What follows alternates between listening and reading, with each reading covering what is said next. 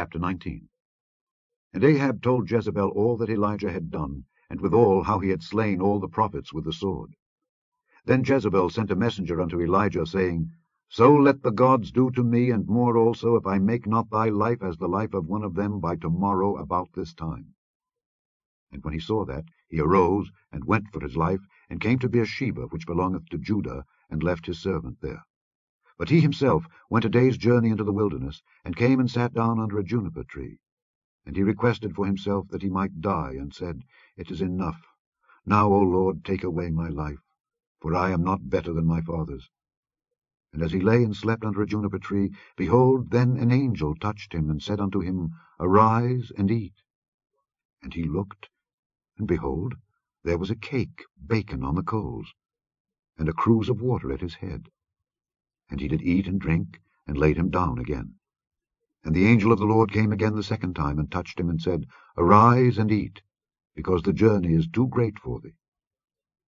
And he arose, and did eat and drink, and went in the strength of that meat 40 days and 40 nights unto Horeb the mount of God.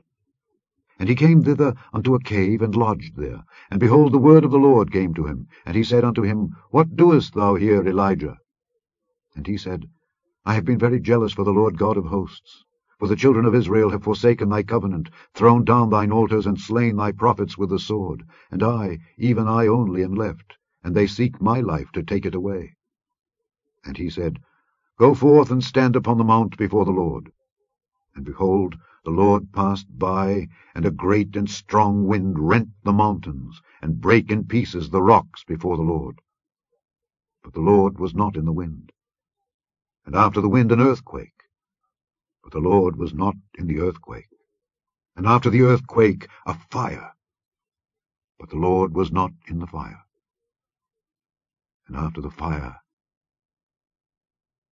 a still small voice. And it was so, when Elijah heard it, that he wrapped his face in his mantle, and went out, and stood in the entering in of the cave. And behold, there came a voice unto him, and said, What doest thou here, Elijah? And he said, I have been very jealous for the Lord God of hosts, because the children of Israel have forsaken thy covenant, thrown down thine altars, and slain thy prophets with the sword. And I, even I only, am left, and they seek my life to take it away. And the Lord said unto him, Go, return on thy way to the wilderness of Damascus. And when thou comest, anoint Hazael to be king over Syria, and Jehu the son of Nimshi shalt thou anoint to be king over Israel, and Elisha the son of Shaphat of Abel-Meholah shalt thou anoint to be prophet in thy room.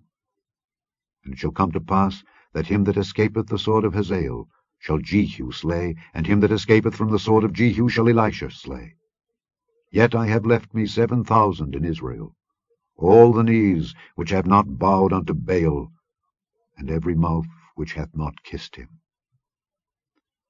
So he departed thence, and found Elisha the son of Shaphat, who was plowing with 12 yoke of oxen before him, and he with the 12th. And Elijah passed by him, and cast his mantle upon him. And he left the oxen, and ran after Elijah, and said, Let me, I pray thee, kiss my father and my mother, and then I will follow thee.